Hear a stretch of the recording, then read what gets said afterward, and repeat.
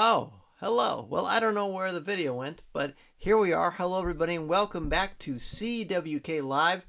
This is your host, Dan. They're thrilled to be talking Star Wars with each and every one of you. Let's bring in all of our friends. We've got Minta. This is the way. It's CWK Day.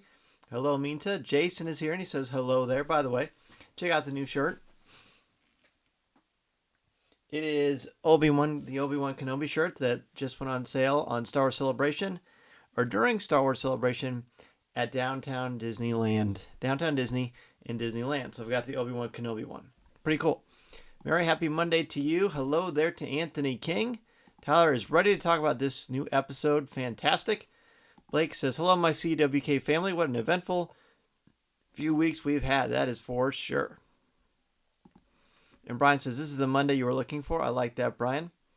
Anthony says, love the legacy lightsaber behind you, Dan. Yeah, that is Leia's lightsaber. I've got like quite a few of them, but I need to display them properly, and we're working on that. And Christina is here. Hello, Christina. Hi from the UK. Hello, Christina. Good to have you on the show. Well, on this week's show, what have we got here? We have got something really, really cool. We are going to talk about your top 5 moments from Obi-Wan Kenobi Part 3. You've got Star Wars news and your comments and questions. Yeah, tonight's episode is really going to be something because we get to talk all about Obi-Wan Kenobi Part 3. Lucasfilm and Disney released some amazing images today. There's one of the more notable ones that I had to grab for the category image because, oh my goodness, pretty spectacular. So now let's take a look at what is brewing in the world of Star Wars this week.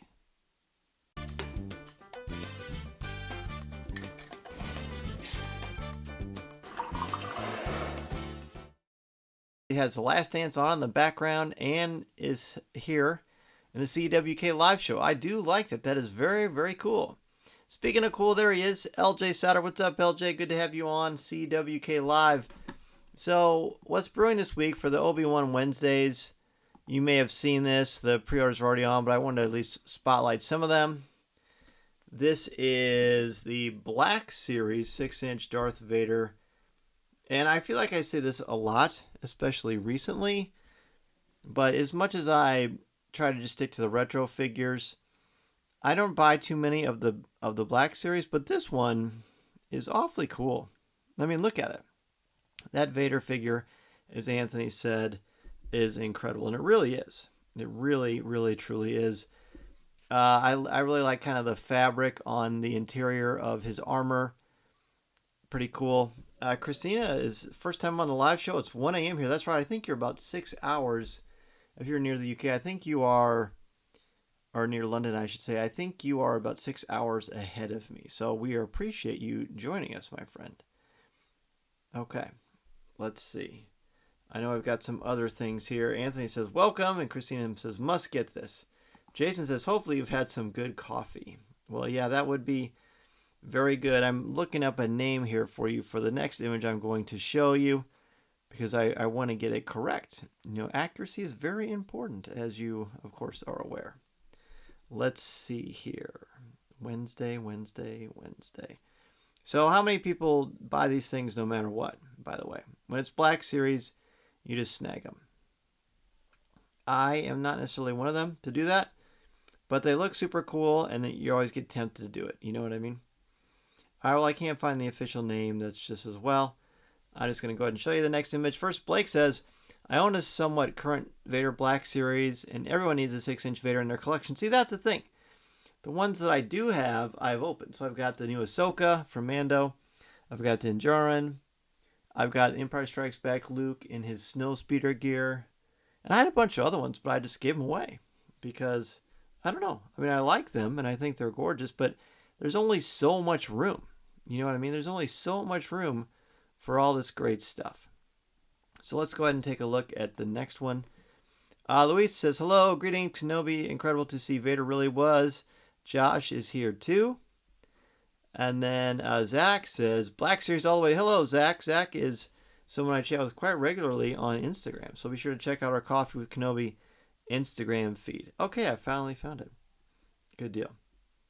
All right, so we've got the next one. This is Ben Kenobi from Tibidon Station. This is primarily from the second part of Obi-Wan Kenobi. This is the Black Series one. I believe they had a vintage collection one as well. Pretty phenomenal. That blue tunic, I guess you would call it, with a really great robe. It's a really stunning figure. Again, this is one that is just so tempting. Christina says, my main thing is books and comics. I have thousands. I hear ya. I hear ya. Minta has quite a few Black Series figures. What's one more? Or 10? Well, okay, Minta. So do you have yours on display? Do you open them? I'm curious. Anthony is enabling and says, can always get a storage shed for more figures. Well, that is true. That is certainly true. Tyler has 3 shelves, top shelves full of Black Series. Going to have to carve out a section for the show. Tyler has an amazing collection of a lot of great figures, 6-inch. Josh says, we need to order that now.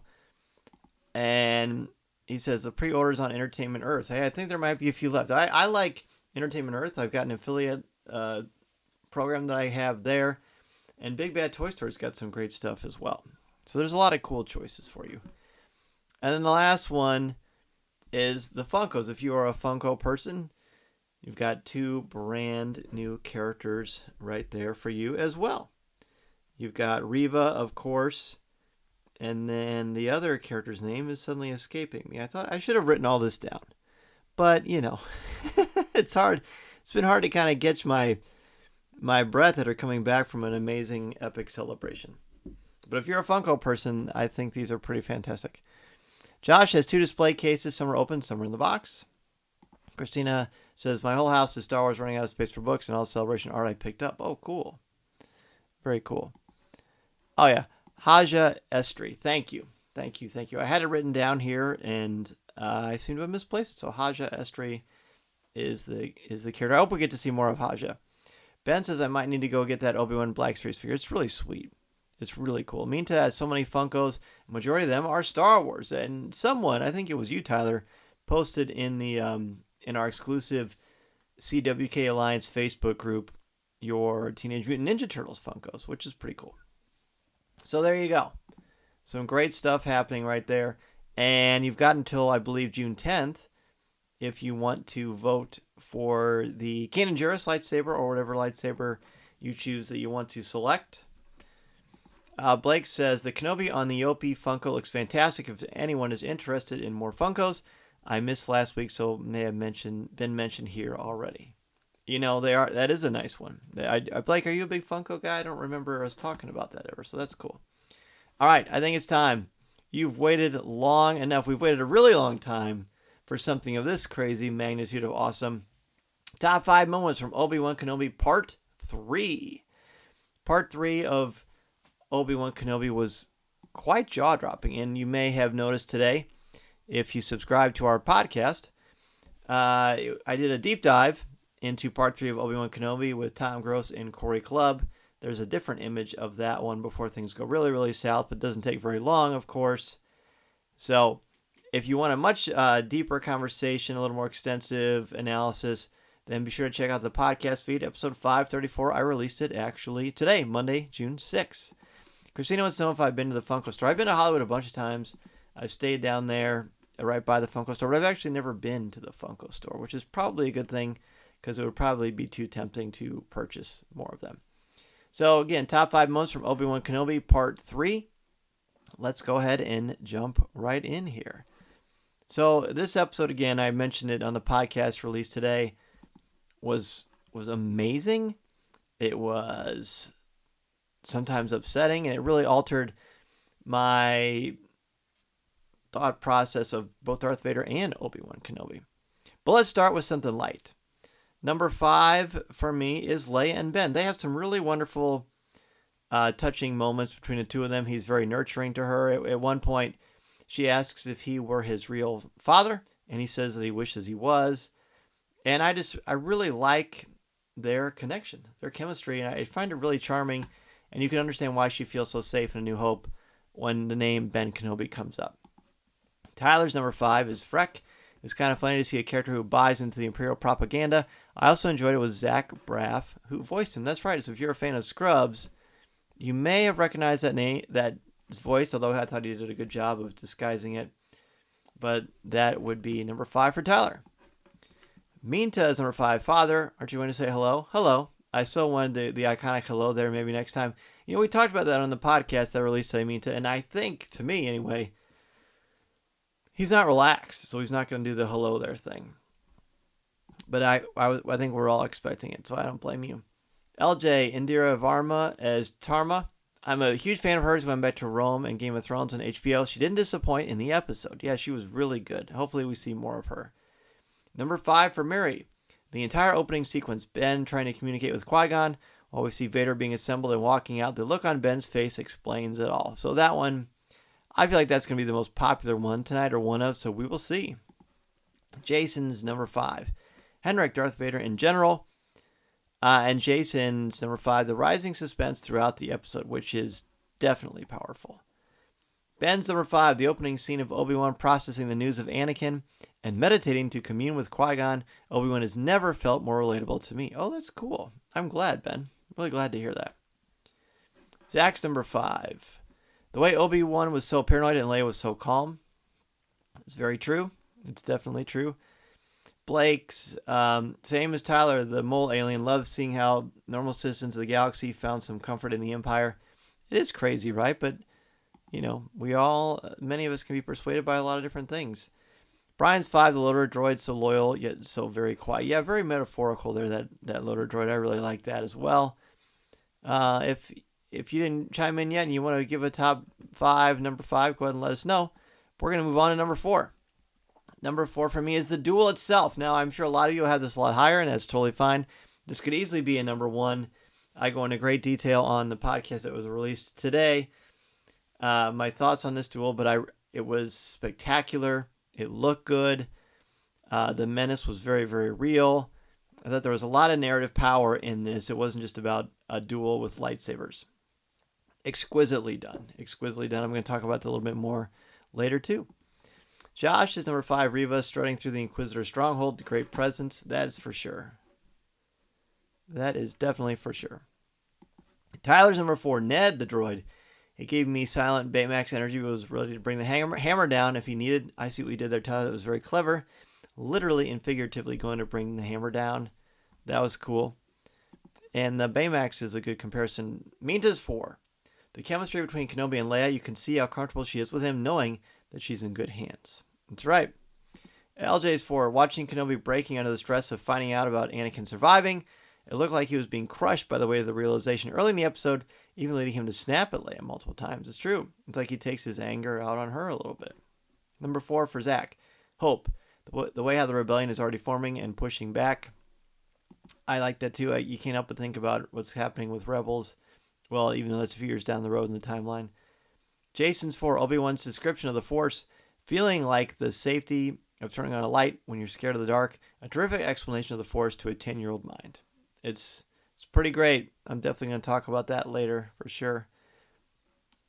For Henrik's number 4, the stormtrooper who boards Fenric's truck actually being nice to Freck. Yeah, that was kind of fun to see that they're not all bullies, but there's some commonality in their sinister belief that the Empire, or naive belief that the Empire is out for good.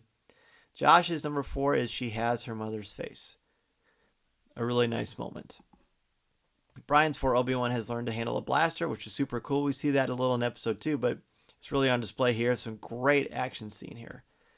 Ben's 4, staying with the opening sequence. Vader getting dressed and how we see how banged up he is. He has definitely suffered over 10 years. I could really feel how much he's suffering living this way. Yeah, again, I talked about that a lot in the podcast that we released today, or that I released today. It's very noticeable how much pain he is in. You can understand why he's angry. Mary's 4, the ride with Freck. He was very interesting. Then the stormtroopers getting on the transport and how, let me scoot this over so I can see better, and how Leia just always seems to take charge. Ben's statement, I see her mother's face, is so heart-wrenching. It really is very nice.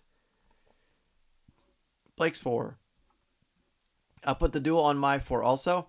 I believe it's just a setup to a much more evenly matched fight later on. Shows how much Vader has grown in power and how much Kenobi has lost, being disconnected from the Jedi and the Force. Yeah, he hasn't used the Force for a really long time. You know, now he's facing Darth Vader at the peak of his powers. Mary says, Brian's so uncivilized. And Amber is here. Hello, Amber. Amber's number 5 was a loader droid. Very cool. All right, let's go ahead and jump into number 3. Number 3 for me is the lighting. Honestly, this could be numbers 1, 2, 3, 4, and 5. The lighting on this episode is tremendous. Absolutely tremendous. It's hard not to think about my oldest son, Peyton, because he works in the movie and television business, and he sometimes does things with lighting. I can't wait to pick his brain about this, but especially in the desert duel, the way the lightsabers illuminates them, there's managed to be balance and shadow and nuance with Vader. It's just really great. So from a cinematography perspective, the lighting in this episode is really, it's like a master class in storytelling. I absolutely loved it. Maintenance 3, a brief description of the Force. I love how Kenobi describes to Leia using the analogy that the Force is like turning on a light in the darkness. It makes you feel safe. It's a great one. Amber's number 4 is Freck. Okay. A lot of people seem to really like Freck. I found him really frustrating because of what happens. Josh is 3. Leia's look of pure terror while being held at blaster point by the stormtrooper. The acting draws you in, and Kenobi saving Leia is another reminder why she named her son Ben. Ah, that's a cool point. I like that. I hadn't thought about that before. Really good. Tyler's 3. Leia taking the lead. Leia steals most of the scene she is in. Her taking the initiative and telling their story to Freck and the stormtroopers were great. Yeah, I agree with that. There's so much groundwork there for who she's going to be. Amber's number 3, the Jedi Underground Railroad. Yeah, hard not to think about that. I noticed that as well. Jason's 3, Ewan's portrayal of Obi-Wan's fear and horror, seeing what Anakin had become. And Henrik's number 3 is Freck! Exclamation point. LJ's number 3 is the duel of Kenobi being helpless against Vader, just showing how out of tune with the Force he is. Whether it's being an unwillingness to fight Anakin or just not being able to find himself in his new role. Also, Vader is just brutal with his strikes. Can't wait to see a rematch. It's going to be interesting. Zach says, you're totally right with the lighting for 3. For Zach is Quinlan Voss and the hint of the Jedi Order and how some have survived and found their way out. That was cool. I know our buddy Ross Halliburton was really excited when he heard Quinlan Voss mentioned. Number 3 for Blake. Seeing how there was an underground railroad being used for Jedi or Force sensitives and how Jedi we know are involved. A great setup for future characters and felt so grounded in reality based on our own history. Absolutely, Blake. Number 3 for Brian. The suspense. We were screaming when the troopers got in that transport. Yeah, that was very... The whole episode is extremely, legitimately nerve-wracking and suspenseful. 3 for Mary, Ben versus the troopers at the road check. Using the blaster, the trooper falling into laser across the road and his Wilhelm scream. Then we have the rescue. So much going on in this scene. It's really a powerful scene, Mary. I agree with you. Number 3 for Ben. Leia wishing Ben was her dad. First, she is so smart to connect the dots about how he knows her past. Second, it shows how she is struggling with the knowledge of coming from a broken home. They've done great developing these characters we already thought we knew. Well said, Ben. Well said, as always. I love everybody's list, and we got more people than we have in a while, so it's nice to see you all here. Number 2 for me, the Vader intro. Look, there were many images I could have picked from this episode, but when he finally gets the helmet on, you've got the red in the eyes. It's almost like the beginning of the Disney Plus stuff.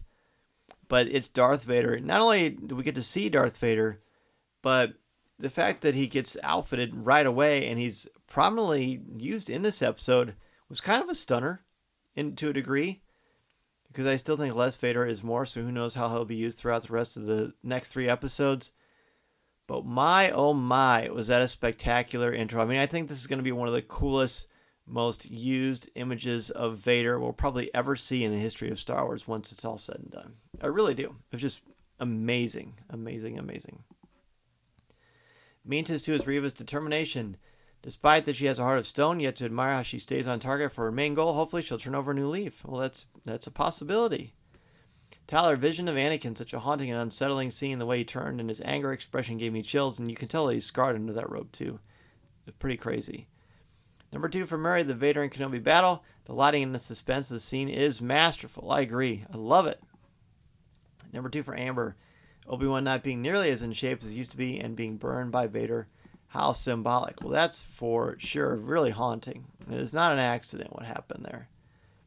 Jason's number 2. Vader's menacing presence. It makes Anakin's story that much more tragic. Leia not listening to Obi-Wan's instructions when they approached Freck's truck. Yeah. Intense. LJ says, Quinlan, I fist pumped when I found out he was alive. That was kind of surprising.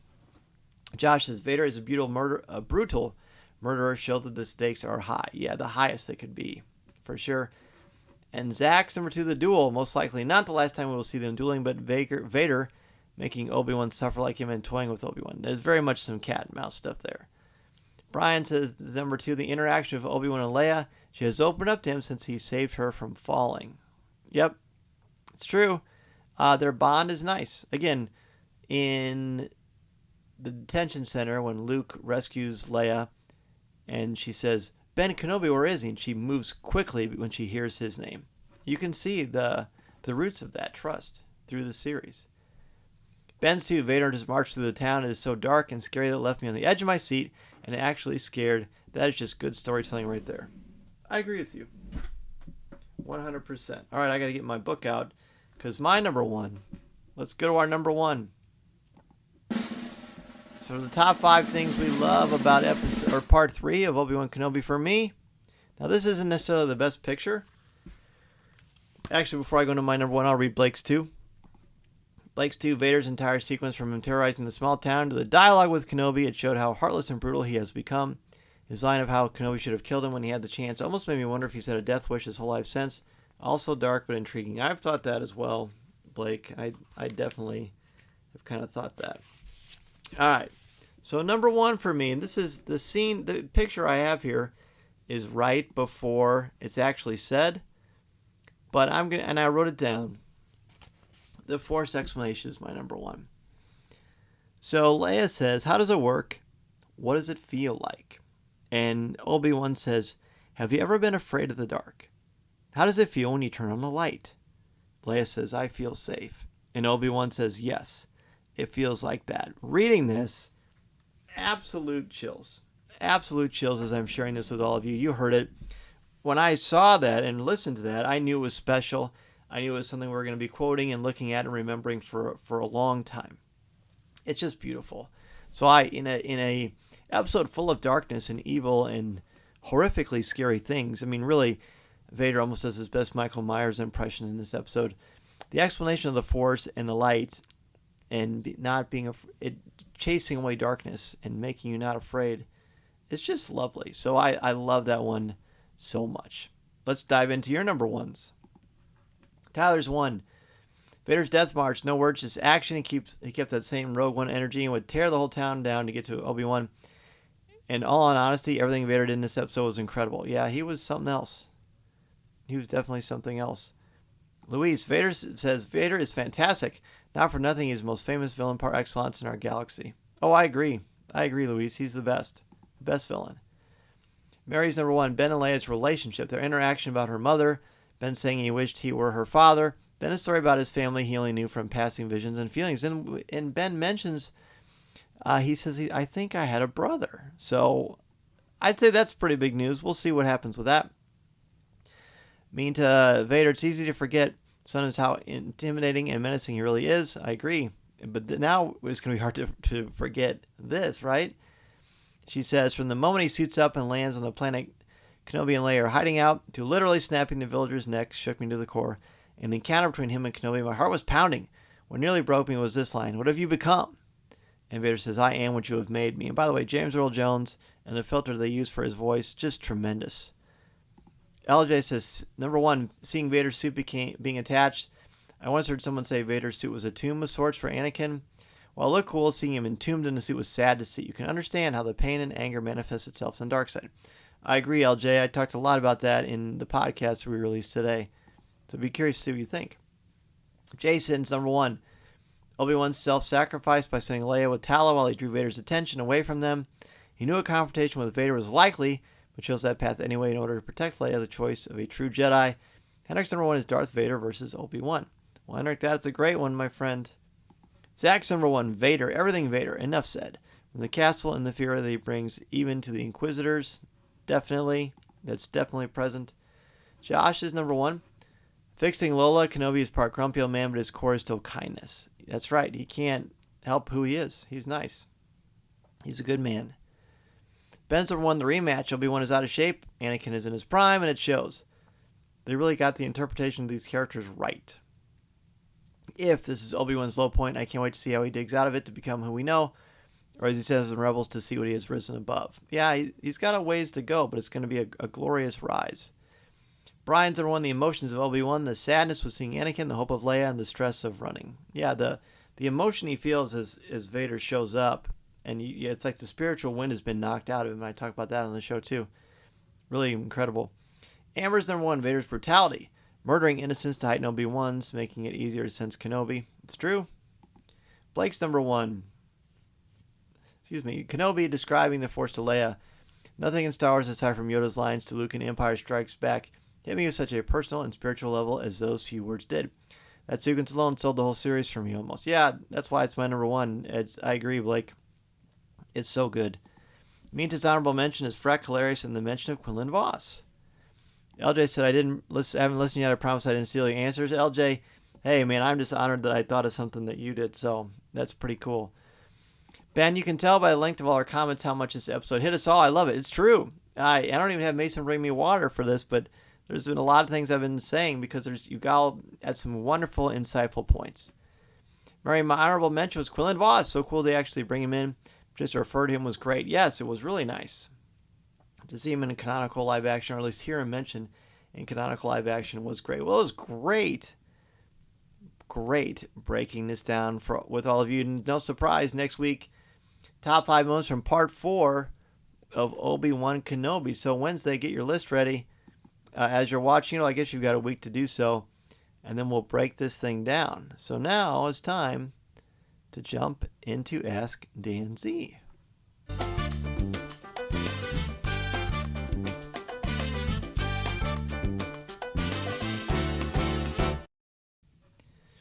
Blake says, this group is the best, amazing discussions, everyone. Yeah, I feel really honored to be able to be a part of this and help lead discussion. I love chatting with all of you and seeing what you think. And again, every week, if everybody brings one friend, we're going to keep adding to our audience, because if as many people listen to this as do the regular show, look out. A lot of people, and I mean a lot of Star Wars fans around the world, are going to hear what you think about our topics. And I think that's so cool. One of the main goals of the show from the beginning for me was to give people a voice, give them a safe platform where they can air their opinions in a family-friendly, positive, spoiler-free place. So this is wonderful. Where did I see the Kenobi with the blue top listed? That was sent to me by Hasbro.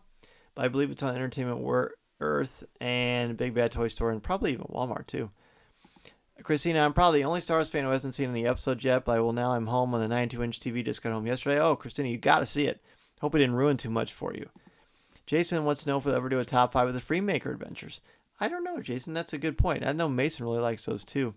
Do I have any predictions for next Kenobi episode? Well, Minta, that's a tricky one, my friend. But as you know, I don't predict. I don't anticipate, because one of my favorite things is expectation without moderation leads to fan constipation. So I don't guess, because I end up getting disappointed with either, or just kind of take it in. I'm just expecting to just have my jaw drop and say, I can't wait to talk about this with my friends on CWK Live. That's what I'm thinking. Tyler says, the only downside of Obi-Wan is having to wait a week between episodes. I'd say it's already in my top 5 shows of all time. Tyler, that's great. That is great news. How would I react if I was in town and Vader came marching through? I would probably run as fast as I could and hope I got to a bathroom pretty quickly. That would be pretty scary. Dan, what personal purchases did you make over at Celebration? So, Blake, I got the blue Celebration hoodie. I got this Obi-Wan Kenobi shirt. I got a 20th Anniversary Attack of the Clones shirt. I got an Indiana Jones shirt and an Indiana Jones hat. I think that's it. Christina loves the top 5 reviews. Well, thank you. Appreciate that, Christina. Amber wants to know they're going to release the new Legacy lightsaber, the one we were voting on. I don't know. When I did the one before for Cal Kestis, I think it took a couple of months because they had to put it in production. When I find out, Amber, I will certainly let you all know on the podcast and in the CWK Cafe, our Facebook group. Ben says, I love seeing your wardrobe each day in the pictures. Where'd you get those jeans? So the jeans were sent to me by Levi's. I think in 2019. It was a custom one. There was like 8 patterns to choose from, and I selected that one because it had all the ships. I thought it was really, really cool. Josh says he would hide. Hiding is good if you can. Tyler wants to know if I'm excited for my presentation at the Riverfront. I am very excited for that. So thank you for bringing that up, Tyler. That is Saturday, June 18th. From 4:30 to 5, a book talk, and I will be doing a Q&A. And then from 5 to 5:45, we'll be doing a book signing. And then at 6 o'clock, they're actually going to be showing A New Hope on the big screen. This is one of the biggest screens in Illinois. So I can't wait. Cannot wait. That's going to be so much fun. So I hope to see a lot of you there. It's going to be a blast. And yes, Star Wars, I'm Your Father, my latest book, is out and available for purchase. It would make a great Father's Day present, I would say. What was my second favorite moment of celebration? Number 1 was hanging out with you. LJ, hanging out with you was a blast. An absolute blast. Anybody I got to hang out with, getting lots of laughs in, talking some Star Wars, and just being with your friends, being with people you haven't seen for years was wonderful. So, LJ, you were definitely a highlight, buddy. Christina wants to know, did I buy any art from Celebration? I actually did not buy any art. I didn't even make it over to the art section. It wasn't that I didn't want to, but between hosting the fan stage and then doing the podcast, a couple of author signings, then my own mythology panel, and then just talking to people, I got, it was pretty crazy. Like, it was probably my busiest celebration, but perhaps one of my most special because of all the great things I got to do and all the people I got to spend time with. And honestly, without all of you that I got to spend time with, it wouldn't have been as fun.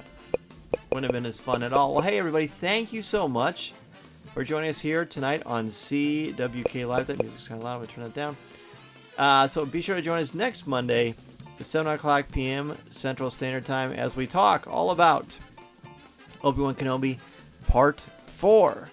Mary says, have a great week, everyone. Wednesday can't come soon enough. I know, just 2 more sleeps. We'll get to see Part 4 of Obi-Wan Kenobi. I cannot wait, and I'm sure you're excited too. Speaking of excited, I know Celebration is next year, but we've had this on the books for a while. In summer 2023, you can join me and MEI and Mousefan travel on the Galactic Star Cruiser at Walt Disney World.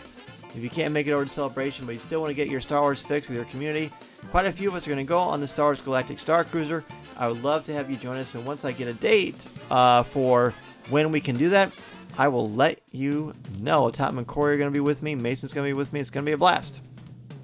Meantime, may the Force be with you. Jason, I hope you have a great week as well. Tyler, thanks for the discussion night. I missed doing this, and it feels great. Tyler, it's great to have you, buddy. We definitely miss having you on the show, so it's great to have you. Brian says, always a great start to the week. Yeah, it's good to see you, man. Ben says, one of the best CWK lives I've been to. Thank you all. Wow. Well, thanks, Ben. That is fantastic. Christina, thank you so much. Hope you get some rest. Appreciate you joining us. Daniel says, I'm going to get in gear and have a list for next week. Daniel, that would be great. I'm looking forward to more of your cosplay as well. Josh, great chatting with you, and again, great meeting you at Celebration.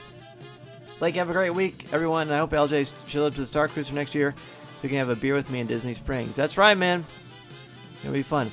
Am I coming to London next year, Christina? I am not sure yet. I'm definitely thinking about it with the Star Cruiser and everything else. Some things have to come into play, but definitely something on my radar. Zach, may the Force be with you. Great to have you, and great to have all of you. We will see you next week. Thanks so much, everybody.